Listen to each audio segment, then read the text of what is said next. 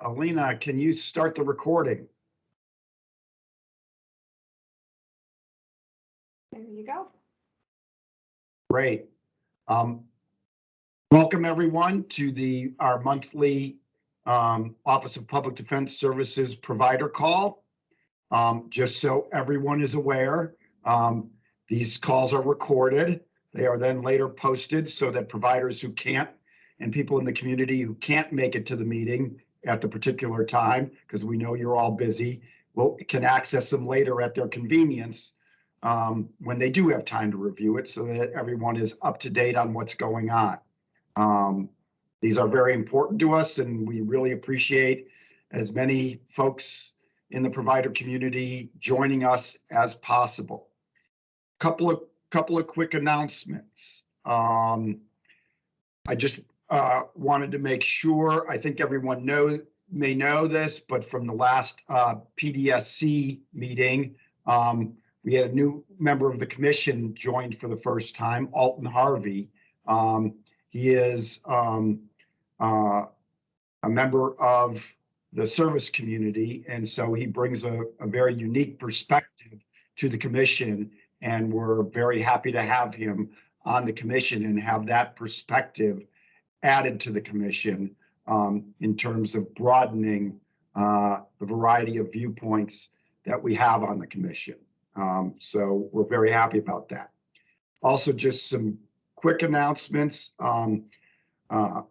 Cody Wingard recently joined OPDS in the information technology section as an IT specialist. His official start date is tomorrow, April 1st. We also have a second information technology specialist who will be joining us in the first half of April.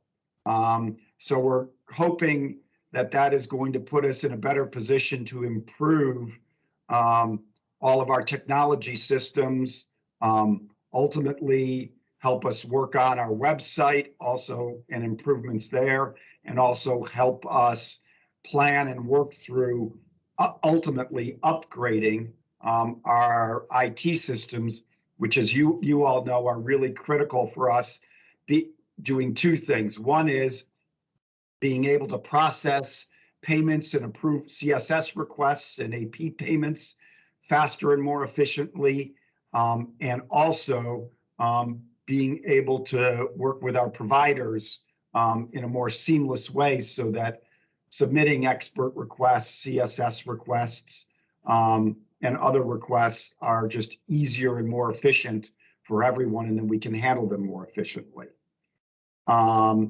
One of the things you also should see if you go to our website is we have made some updates and we hope improvements to our website.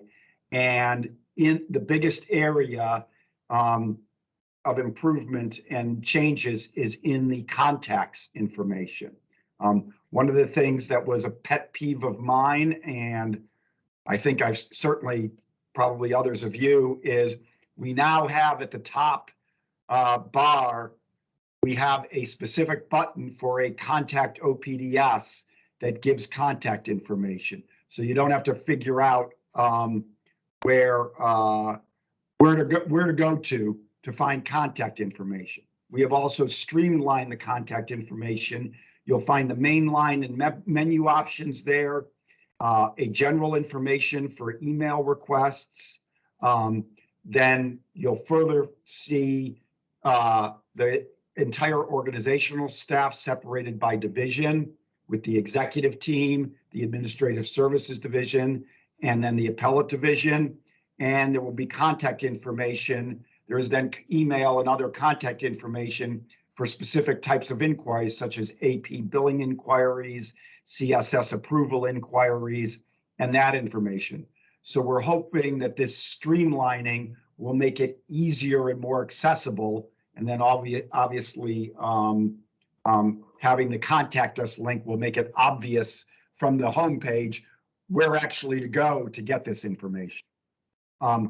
Autumn just reminded me I left off one additional new hire, which is very important, which is Christine Breton, who is a public defender in Multnomah County and has been for the past 6 years or so, is going to be joining OPDS within a couple of days next week as the deputy criminal trial chief. As you know, we recently hired Lori Bender to be the criminal trial chief, and Christine will be Lori's chief deputy.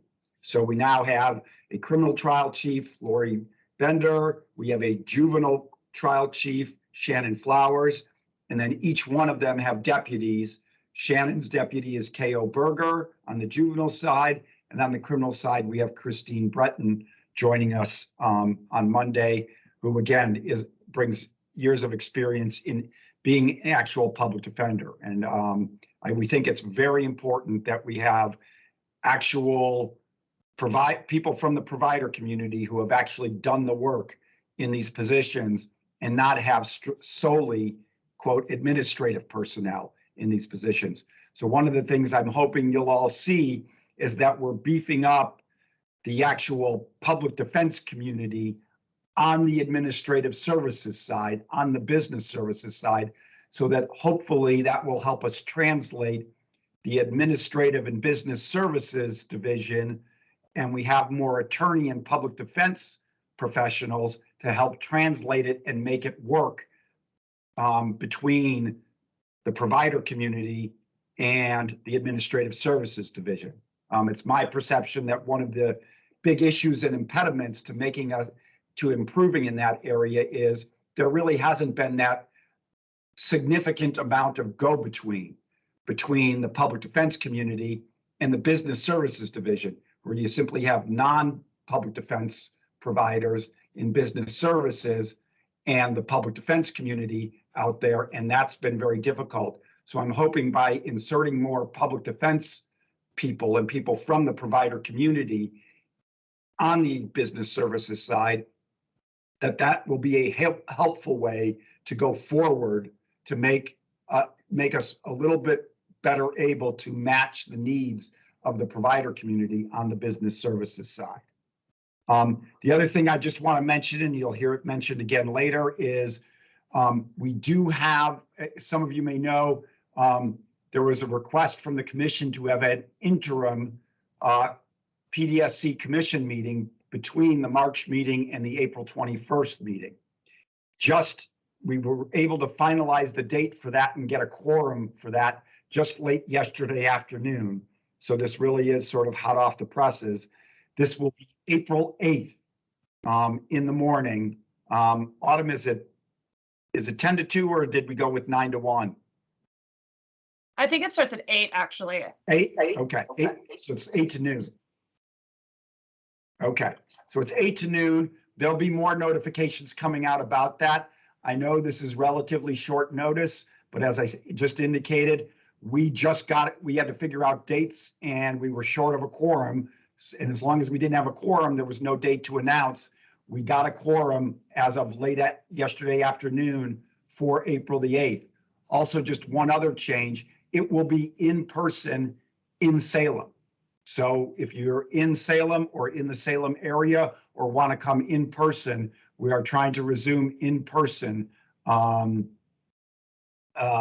PDSC meetings so that folks can participate in person. So just be aware of that and just be on the lookout for notifications regarding that date, the time, and the location. It'll be at a building, a state OJD building in the downtown area.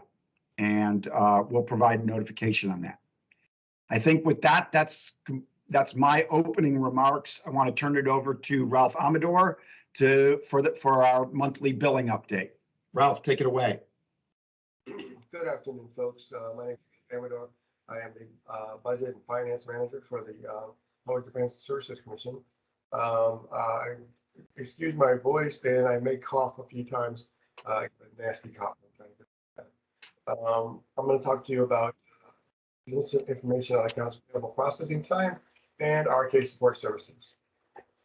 First off, accounts payable processing time. To say OPDS understands that historically payment times have been much shorter. The longer times are a result of processes added to actually ensure payments are correct and valid. This is in compliance with legislative direction and best practices. The payment processing time has necessarily lengthened. We do not anticipate a time when OPDS returns to payment of invoices. While our goal remains to be 30 days at some point, we're still not there. As of the close of business Wednesday, March 30th, 2022, our processing time is 42 days. We have recently made changes and continue to make changes to our system and our database in an effort to increase efficiency without sacrificing the required audit and accountability. As always, normal invoice inquiries outside the submission process should go to accounts payable at opds.state.or.us. Please make sure you include the assigned invoice number and/or case number or CSS number in the subject. If you're experiencing billing issues that have been longer than 30 days, please email OPDS AP invoice issues at opds.ap.invoice.issues@opds.state.or.us. Please do not copy other individual staff from the agency because that will has the possibility of getting things lost in translation. Now we'll talk about case support services, which are formerly NRE. OPDS will be sending out this announcement in writing soon. And what it is that we will no longer accept old NRE forms and former NRE email, and the former NRE email will be deactivated at the end of the day, April 15th, 2022. Ralph, can you just repeat that one more time so slowly so we make sure everyone gets this? Please communicate this to other providers and to people who submit experts investigation. Please make sure you communicate this information. Ralph, say it again. OPDS will be sending out this announcement in writing. We'll be sending it out via MailChimp so that everybody who has an email with us will get it. And we will also be posting it on our website. And what it will say is we will no longer accept old NRE forms, and the former NRE email will be deactivated as of April 15th, 2022. To locate a current, please watch the screen and Elena will show you where to locate it on our website.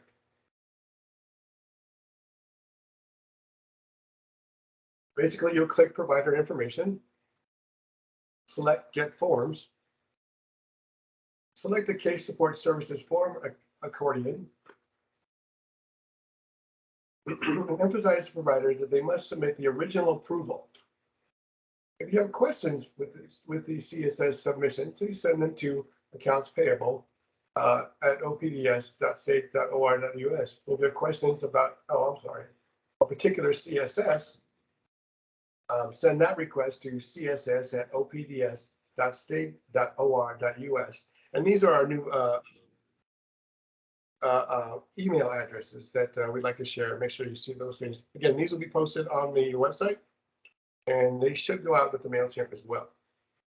Thank you. I will turn my time at 12:15 on time to Autumn for Discovery update. Thanks, folks.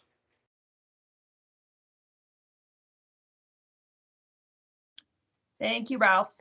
And welcome everyone to the Thursday lunchtime extravaganza here. Thanks for joining us. I think I'm going to start first with the information about Discovery, as it says on the agenda. I have a couple of things all back to back here.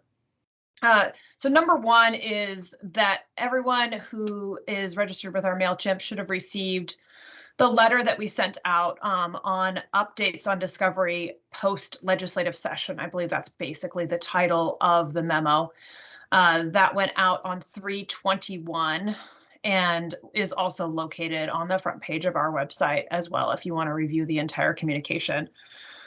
But basically, it says that we will be continuing to pay for the Discovery costs going forward until the end of this fiscal biennium. So the end of this fiscal biennium, for anyone that's not tracking fiscal bienniums, is June 30th of 2023. That's a strategically picked date because right now our budget includes the costs as we had projected them, at least, for Discovery. And so the continuation of payment is already in our budget. And if there is any overages or things change about discovery costs, we'll be able to go back to the emergency board. And the legislative leadership has let us know that they'll be supportive of continuing to monitor that. So the other important thing about that date is that it leads to us having this hopefully fixed through a legislative work group that will be meeting in the interim, and then have proposals for changes to the way that discovery is paid and many other things that OCDLA is working on that should be in place hopefully by the end of that session, which lines up with the fiscal biennium. So those things all sort of line up together. At this point, we've held the invoices that had come in from providers. If you guys needed reimbursements, we had also held invoices that had come in from the DA's offices, which is really the bulk of where we get these invoices from, is that the DA's office sends those to us directly.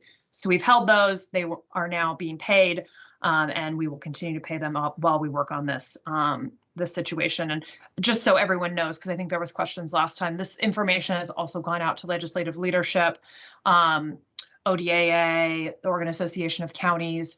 All of the people that also would be impacted by this decision have been notified via the same letter that's gone out to all of you, at least if you're signed up for our email. So that's kind of the summary on that portion of the discovery. The other part is that, as I mentioned, one of the pieces that people invoice us for is reimbursement.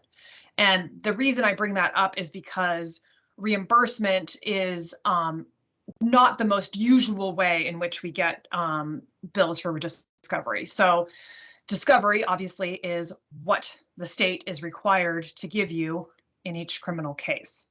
So we want to know if you're asking for reimbursement, if what you're asking for reimbursement for is truly discovery. Example, you might get police reports for various reasons. If you are getting police reports for the actual case in which your client is charged, then that's obviously discovery because it's directly relevant. The state is required to give it to you. If you are going to law enforcement agencies and seeking police reports on other incidences where witnesses got the police called on them, where other incidences where the victim in your case had the police called on them, other instances where you think that the person lied, impeachment evidence, those are police reports obviously that you may be seeking, but those are considered to be investigation, impeachment, what have you, not discovery, because they're not required to be given to you by the state unless they are directly relevant to your case. So you have to make that determination, and we just want to know. So if you're telling us that you want to be reimbursed and you're like, this is something that should have been properly given to me by the state in discovery, we just want you to note that rather than it was some outside investigation. So suffice to say, that just helps us in the way that we code the billing costs so that we're appropriately moving the costs from OPDS to whoever is going to pay for it in the future. And so we can have a proper accounting of how it moves. So that's kind of the discovery update on both where we're at right now and how you can help us in going forward.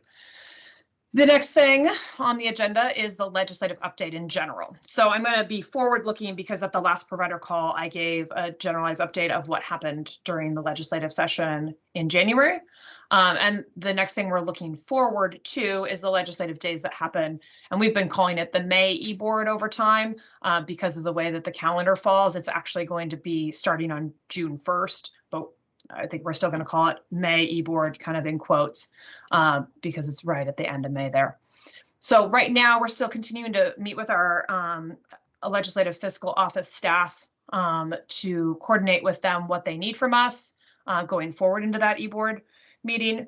The particular things we're working on that are the sort of high level stuff that you all would care about are that we're reporting on our modernization efforts within the agency and all the things that we've been working on as far as restructuring, adding the CAP division, all of those pieces is going to be a report.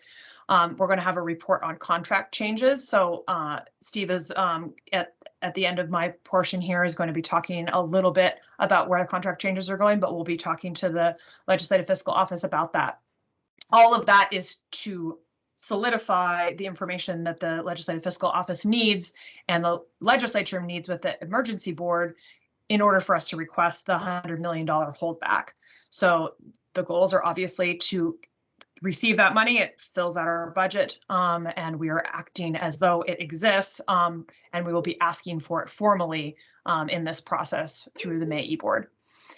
Also, we're requesting during this next e-board rebalancing in order to allow for those contractual changes that we've already promised, which are the inflationary increase of 3% on all contracts and the 5% administrative costs for people that are not yet getting administrative fees. So those things are something that has to be presented to the emergency board through the Ways and Means process. So that's another thing we're working on.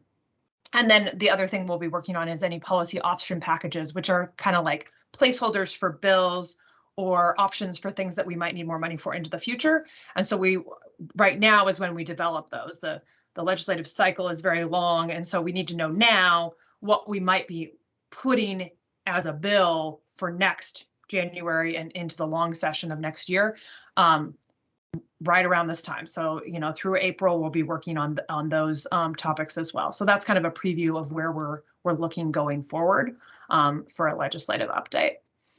I think that covers most of the things in the legislative arena. The other thing that is on the agenda is the capacity issues. We're using that as shorthand for lack of attorneys for people in custody. As you may recall, in the legislative update that I gave last time, we talked about the $12.8 million, which was granted as emergency funding to help to prop up this particular issue, directed at 4 counties. And those counties are Lane, Marion, Multnomah, and Washington.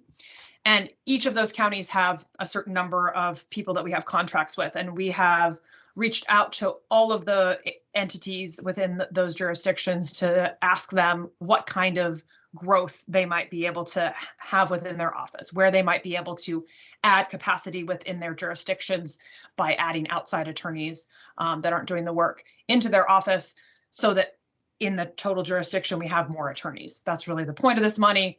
That's the discussions we're having with them. Remember that right now we're looking at adding as much capacity as we can with half of that money, and then the other half comes in July. So there's going to be another whole cycle of these discussions.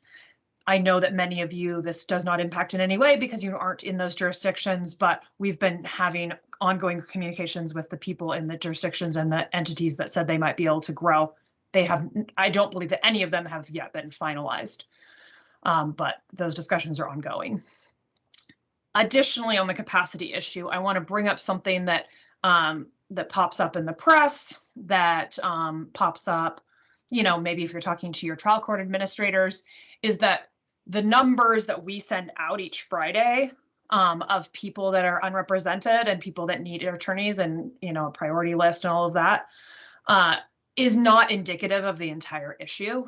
And there's a really good reason for that. So in both, and I just want to update that since I'm talking about the email that we sent out. The email that we sent out last Friday indicated that there were 32 folks in custody needing attorneys, and there were 25 folks out of custody needing attorneys in that criminal realm. And those were primarily in those 4 counties, although there was a couple of outliers. So I just want to, make a nod to that. It's not solely located to those 4 counties. So the difference is in Washington County and in Multnomah County, the presiding court or individual judges have determined that they want to set over arraignment dates and basically delay the date in which a counsel is appointed.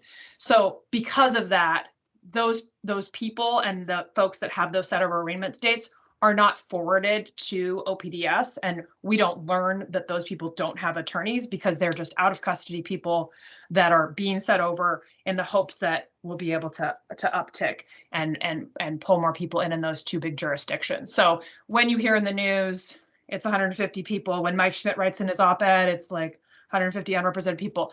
I don't in any way disagree with those numbers. I just don't have any way to gauge them because those are held within those different courthouses and they're the ones that are tracking those numbers and they're not telling us the individual people like we would put on that list. So I just want to kind of make that clear because I don't know that that's clear to everyone why those numbers are so different and why OPDS maybe doesn't have the, down to the last digit number of attorney or number of people that don't have attorneys that are charged with crimes.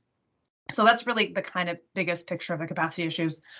The other thing is that there's regular meetings happening with OPDS, with people and criminal defense lawyers in those jurisdictions, along with the court staff, sometimes along with the district attorney's offices to figure out what's happening. So that's kind of a grander level update related to the capacity issues and that we continue to be aware of them and we continue to have ongoing meetings about them and that the money is being distributed to try to shrink that. But the issue of not having enough attorneys even to hire continues. So that's something that we're still struggling with.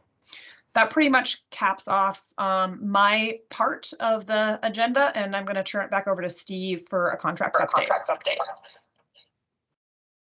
Okay, thanks a lot, Autumn. And just one of the things I want to emphasize on the capacity issues is in the four main counties that emergency funding was directed for, we have been in communication and are talking to all of the providers, whether they're public defenders offices, consortia, anybody who's providing public defense services. We are looking for all ways to add capacity in those jurisdictions to handle the backlog. And so feel free to contact Autumn if you are someone who believes that you have a way to add capacity in those jurisdictions. In terms of contracts, I know everyone is very eager and chomping at the bit to get a look at the contracts as I've been talking in the last several meetings. I understand that this is happening later than it normally happens. It's due to a number of things, not the least of which was things that were going on in the February session and the fact that I'm relatively new.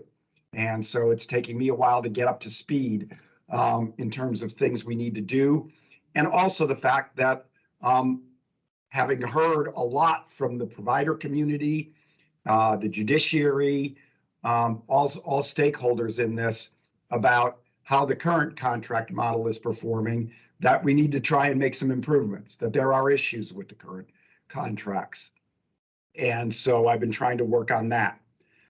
In terms of where we are at, what we are doing now is simply doing the baseline work that we need to do before we can meaningfully engage with all of you and have something for all of you in draft form that is where we can start having meaningful input from the provider community.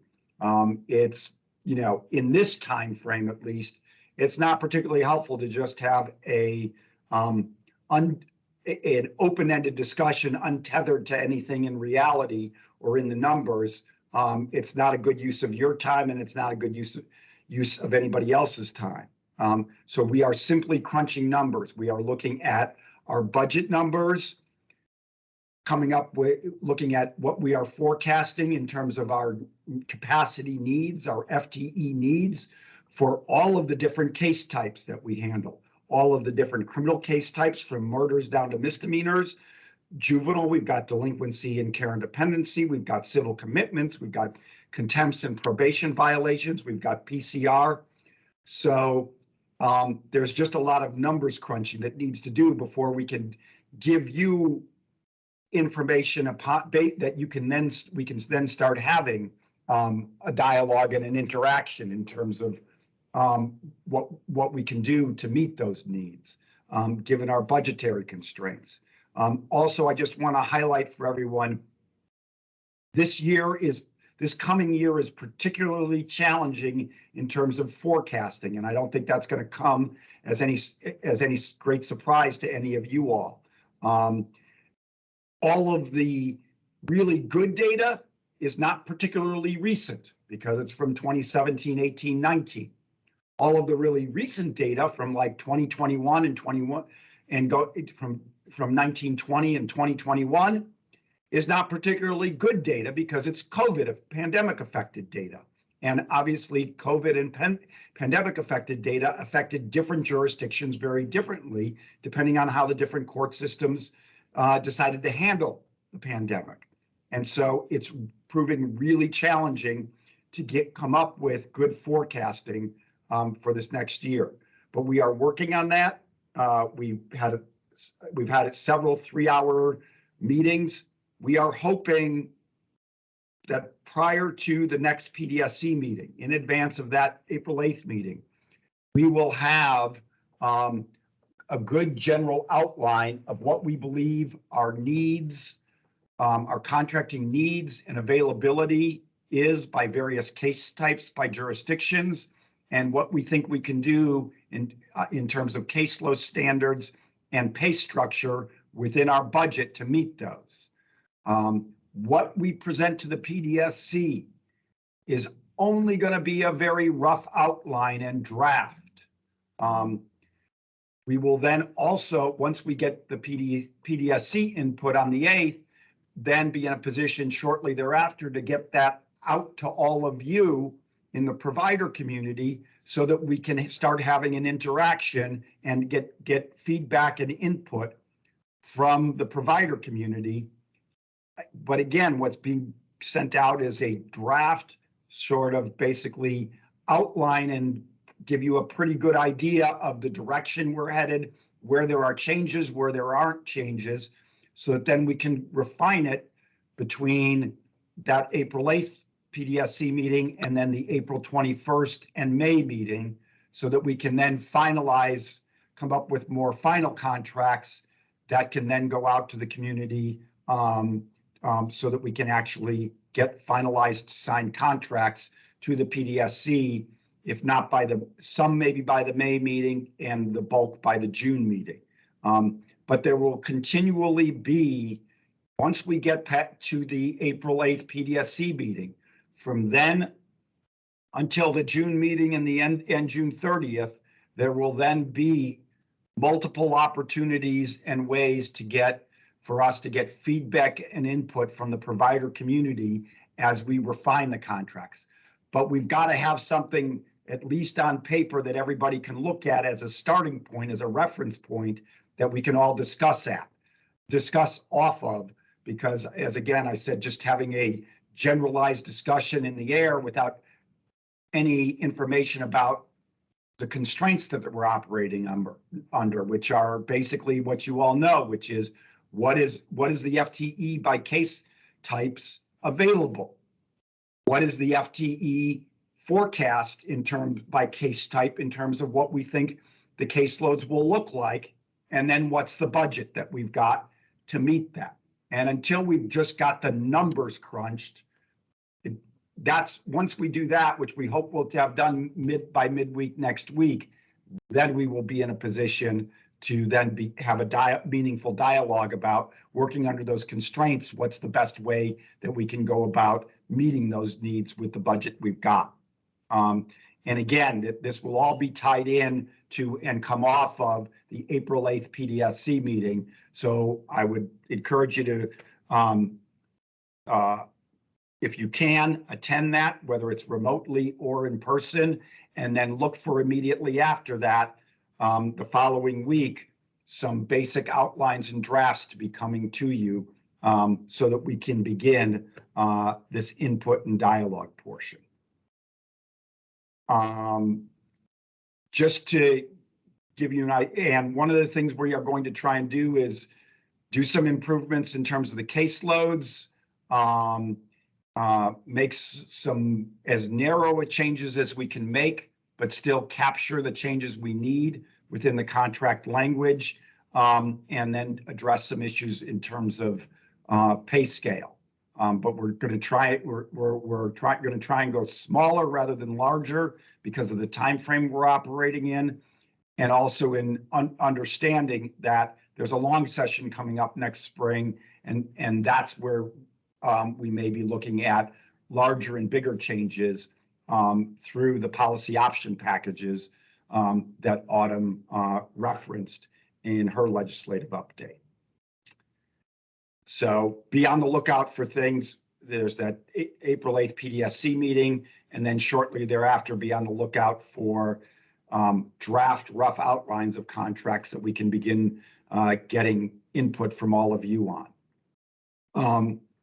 I think that's all I have right now on contracts, and I want to turn it over at this point to Jen Gray O'Connor from the Coraggio Group, who is going to walk through the insight report, which was based on the stakeholder input that was done in late in the fall and early winter through like November through January.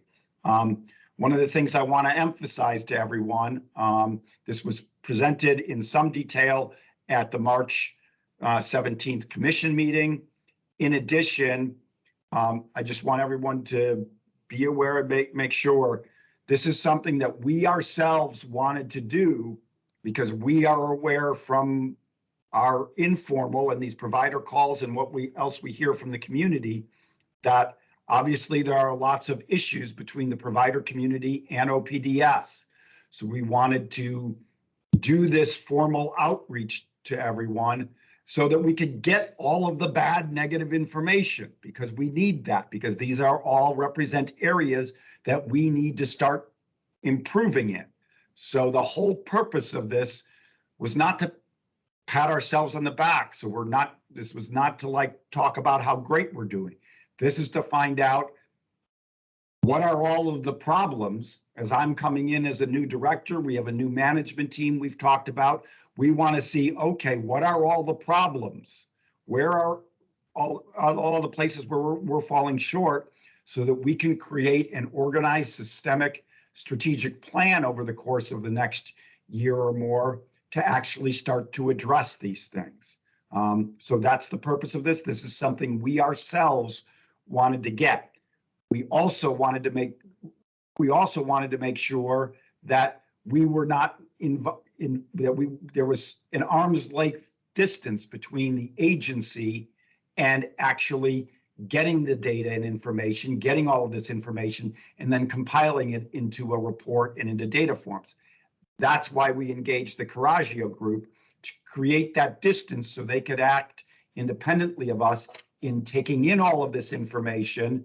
We, of course, helped them to make sure that they got in contact with the broadest possible stakeholder group. But the whole idea here was to make sure that all types of providers in all different settings, from solo practitioners, public defender offices, consortia, administrators at consortia and PD offices, line attorneys at consortia and PD offices, staff people, and then the non-attorney professionals working in the community, such as investigators and experts.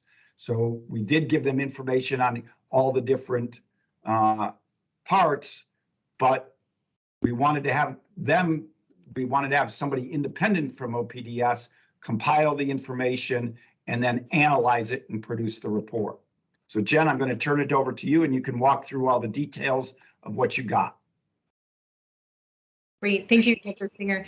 I'm going to share my screen really quick.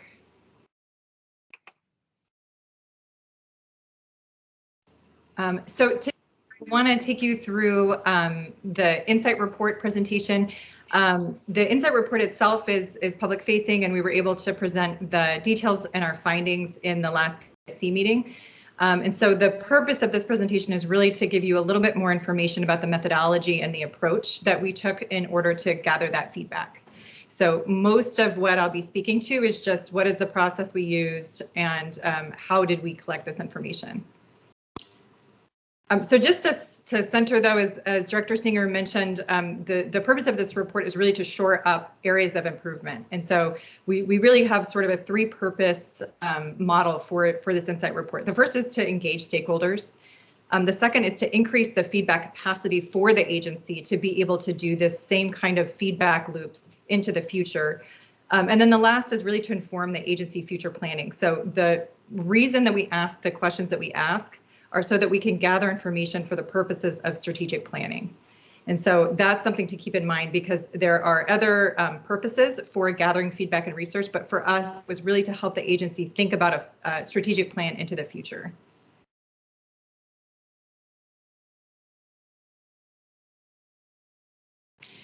Just to give you a little bit of an idea of our experience, I want to just ground the methodology that we use to gather stakeholder feedback is something that we employ across different kinds of organizations. So our practice, we have a lot of clients who are state agencies, local governments, and nonprofit agencies. And we employ this kind of methodology for each of our clients. We have a standard practice that we use and approach that we use for each of our projects.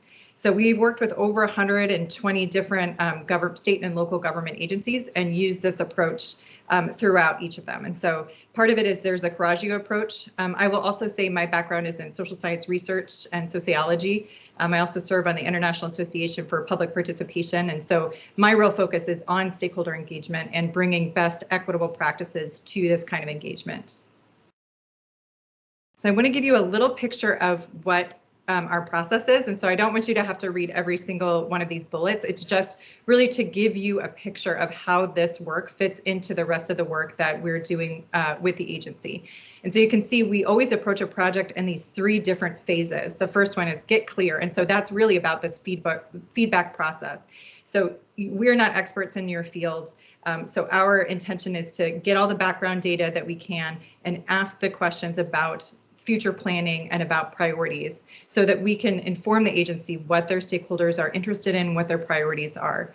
And so the end of this process, you can see in bold, is really to an insight report. And the purpose of that report is to launch us into our next phase, which is that get focused. And that's our really planning phase that we do with the agency to help them translate the feedback that they received into some actionable steps. And I think you can already hear from our previous presentations that a lot of the insights that we collected are already being acted on in the agency. And so that's really the purpose of the report, is to provide a roadmap for those next steps. Just to tell you a little bit about the methodology and why we do the approach the way that we do.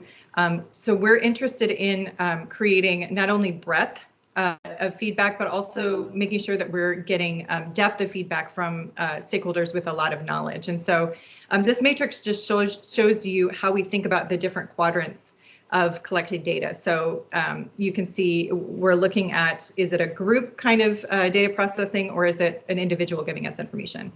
Is the researcher present during that interaction, or is the researcher not present? And so what we try to do is balance 3 of those quadrants. We don't want to have group feedback where the researchers are present to be able to capture that, but we are really interested in having a focus group where folks can be able to give feedback and the researcher can listen and be able to prompt more questions and make sure that we have a vetted understanding of the priorities, challenges, opportunities, and experiences that folks have. The next, again, is those interviews. It's really important that we collect information with a lot of depth and the opportunity to ask one-on-one questions. And then the last is our surveys. And so that's the methodology that we use to collect the most amount of information, and probably the methodology that folks are most familiar with, because that's where we get the bulk of our stakeholder feedback. And so you can see, I'm going to just walk us through, I know this is a really busy slide, but just walk us through the different ways that we employ those different methodologies. So we had 4 different surveys that were online, and then for clients, we also had paper copies. And so we're trying to get stakeholder feedback from clients, from providers, from community partners, as well as OPDS staff. And those surveys looked really different depending on the subject taking the survey. But again, they were all to the purpose of trying to inform that larger strategic planning project. We also did 11 interviews, and this is a number that's greater than the number that you saw when we presented at the Insight Report at PDSC. That's because we continue to interview folks who had lived experience as clients of providers. Next, we did 3 focus groups, and those were really thinking about stakeholder organizations. We also had administrators in the consortium model, as well as nonprofit public defender office folks. And then the last is really working with the PDSC. We had a September meeting where they really talked about their big vision and big ideas, And we continue to be in communication with the commission and make sure that this feedback is being presented to them and that they're in the loop in this process as well.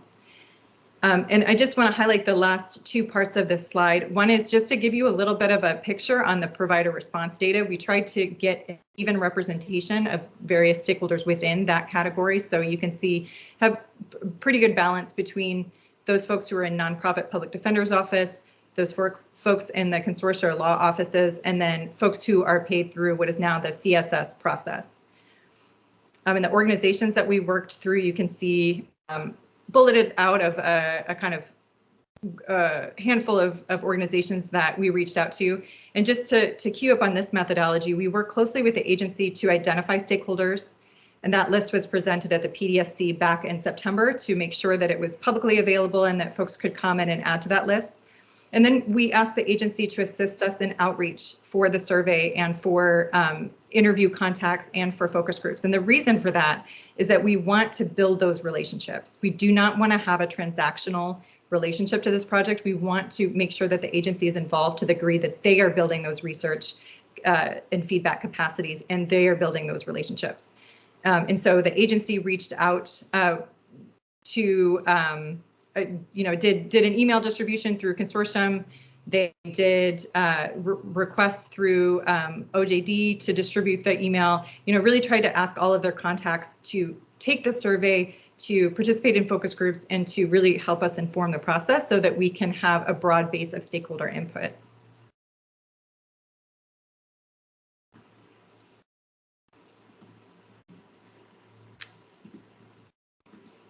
And I apologize, I'm having a little bit of trouble going to the next slide.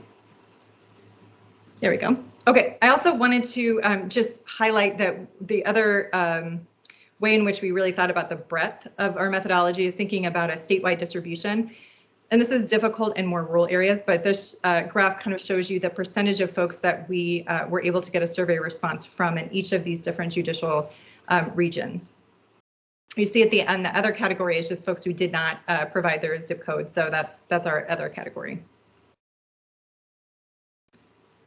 Just to highlight really quick the client survey, this is something that we are in the midst of analyzing right now. It's a process that was a little bit slower because they were paper surveys and because of the need to be really careful in making it when we're surveying and making contact with folks who are incarcerated.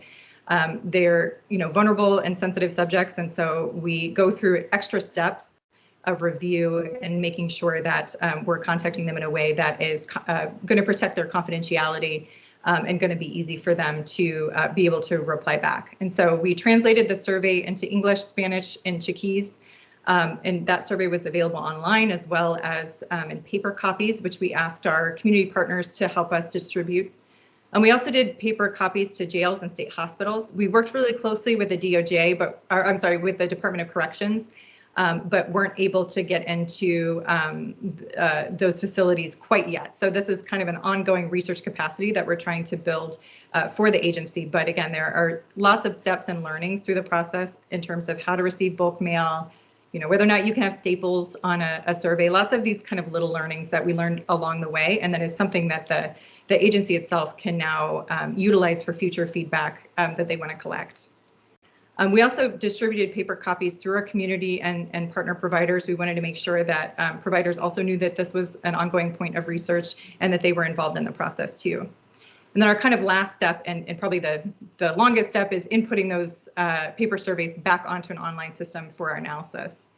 And so what our team does, we have a team of 5 people, and what we do once we collect that survey information is that we all vet the information. So we'll hand code, we'll use quantitative analysis, and then we come together as a group to make sure that any points of data that we are trying to highlight into a theme is vetted through multiple different points of data. So we wouldn't take just one piece of the survey and say that that's a theme. Any piece that we get out of the survey needs to be vetted through our interview data as well as through our focus groups. And so sometimes in the report, you'll see quotes, and those quotes are coming either from the open-ended responses of the survey or they're coming from interviews when we have permission to record and distribute folks' words. So that is a little bit about our methodology and process. It's one that we worked closely with the agency to make sure it met their needs, but it's also a process that as Coraggio we really own as best practice in gathering stakeholder feedback and informing strategic planning.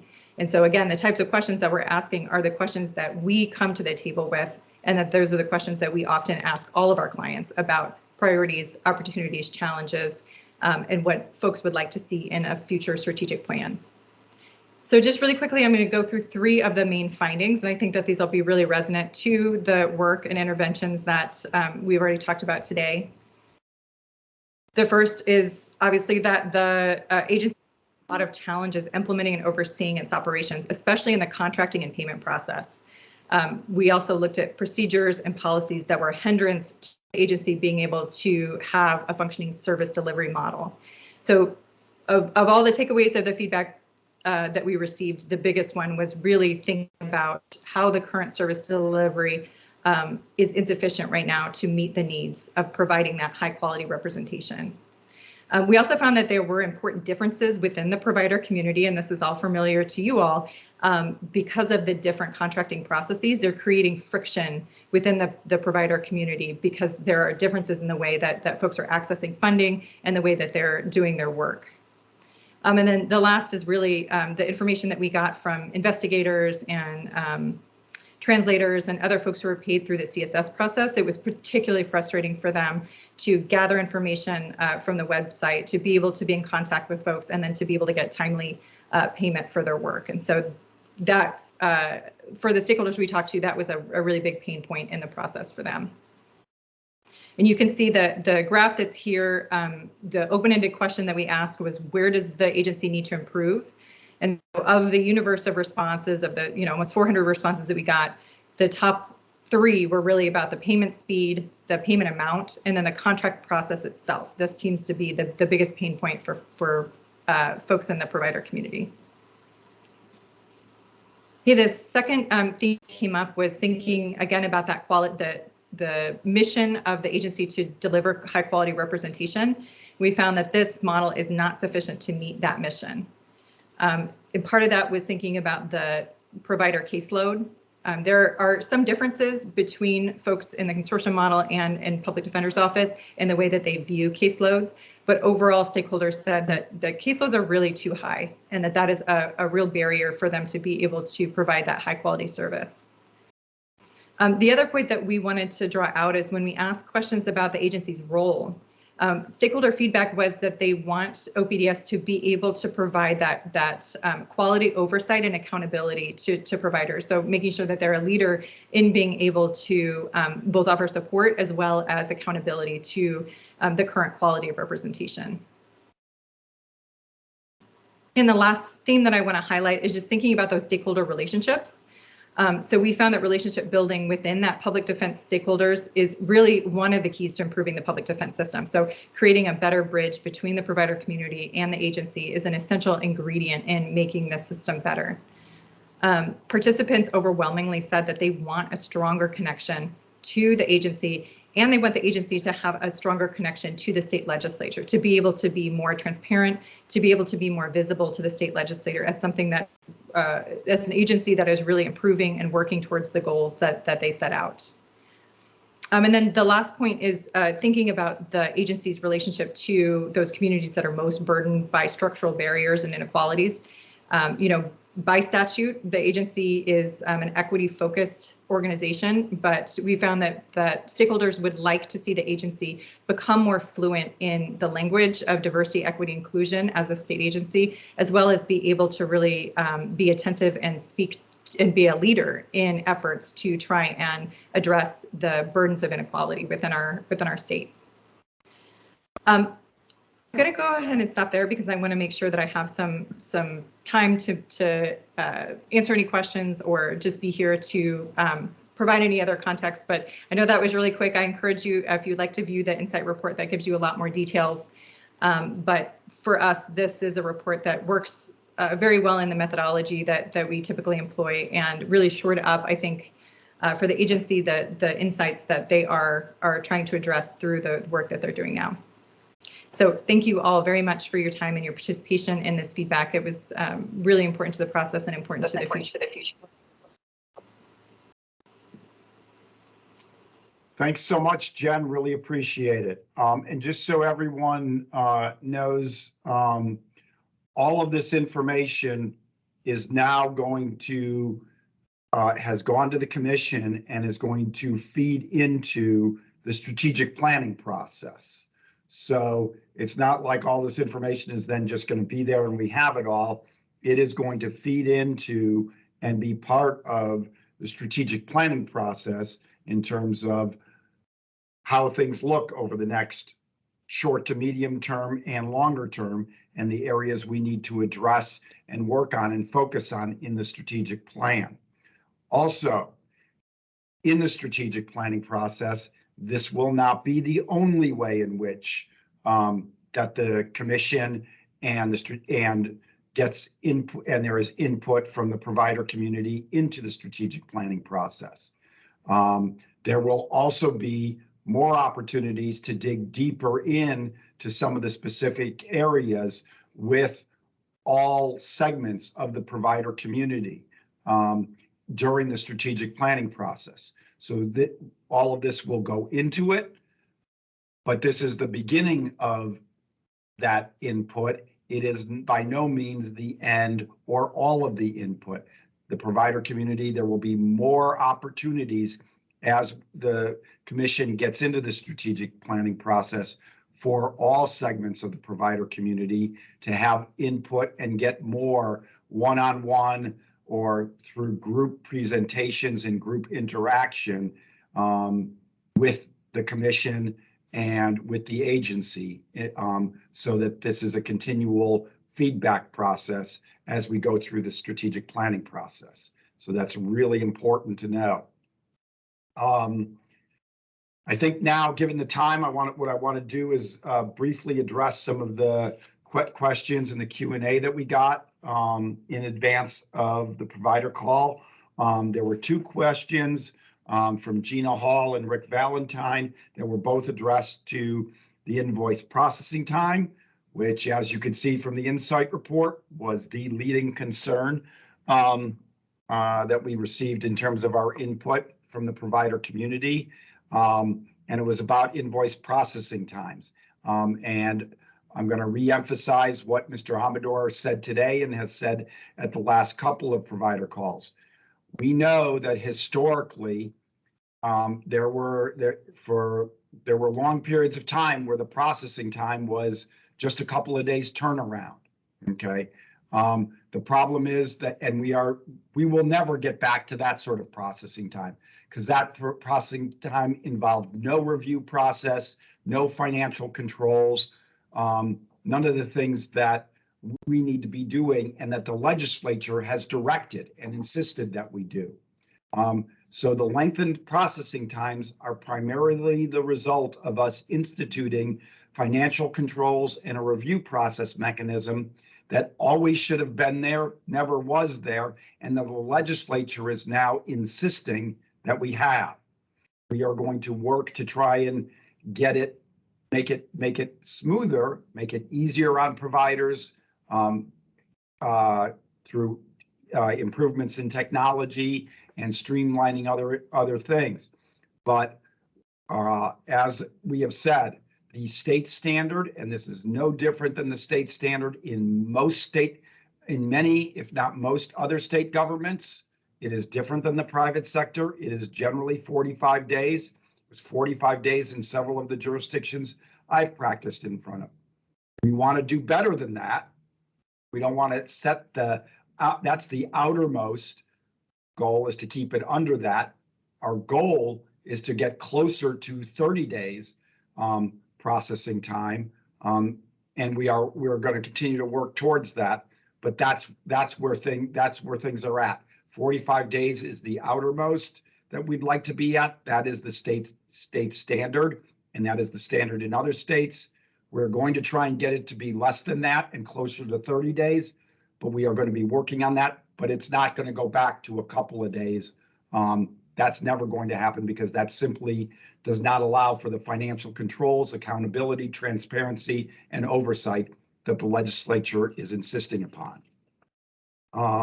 The other question, I think the other question was from Adrian Arias.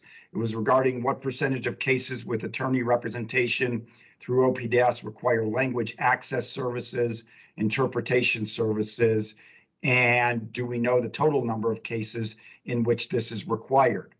And basically, as to the first question, we don't currently have the percentage of cases. We don't track that. It's something we can certainly look at working on trying to track and create information, but it's not a data point that we have. And as to the second portion of the question, in terms of what combining interpreter and translation, what was the total numbers? We know in 2019, it was 742,000. I'm sorry, it was 742. And in 2020, it was 643. And in 2021, it was 802. So the numbers are 742, 643, and 802. I think we can all see that it's likely that what's happening is the trend line is up, and the one down year was 2020 because of the pandemic. And so I think that's what we're looking at. But in terms of the percentages and the number of cases in which it's required, we just don't have that information. I don't know if I can briefly open it up for maybe a couple of minutes here for a couple of open questions, but we're a little past the 1 o'clock hour, and so we're going to have to go to some other things. But if there are burning questions, I'm happy to take that up. I see Steve Gorham has his hand raised. Steve, what you got? Okay, you can hear me, I hope? I can hear you just fine. Okay, so how long is it going to be? I mean, say we call or send an email to you all, how long is it going to take for us to get contact back? Just a contact. I called yesterday about a billing question, and I emailed today about another billing question. How long should I wait to hear from you? So you emailed the invoicing email address? Yes. Regarding the billing question. Yes. And I called the regular number, just so you know. I mean that it said to call. Right, and then went to and got to the billing area. Yes. I can check and we can put something out on our turnaround, but our turnaround shouldn't be. You should expect some sort of a response, I would think, within a couple of days. I mean, I don't want to keep calling, you know, so it'd be nice to know about how long it would take to get a response. Yeah, I would think it shouldn't take more than a couple of days. Also, I apologize for this, and it's not really a criticism, but you asked to go to the contact information for contact. I'm looking at that's brand new. Yes, and I'm looking at the contact from the website right now, and it has some incorrect information on it. If you look at the second, well, I printed out, but if you look at it, it says billings may be faxed, and it also says you can email billings. And as we all know now, if you've ever tried to do that recently, that is impossible. You cannot send in bills to accounts payable and get them paid. And you can't fax things. You get a response right away saying, this isn't the way to do it, but someone should change the web page so it's not there anymore. Sorry. And Steve, I've been working on the webpage too. So if you want to send me which part, because there's just so many pages on the webpage, it's sort of a labyrinth. If you want to send me where that's at, I can look at it and try to get that fixed. I will. And I apologize for taking too much time, but the NRE, I have passed authorization. CSSs. Yes, CSS, and the NREs are going to go away. Now, I have passed authorizations from NREs that I submitted.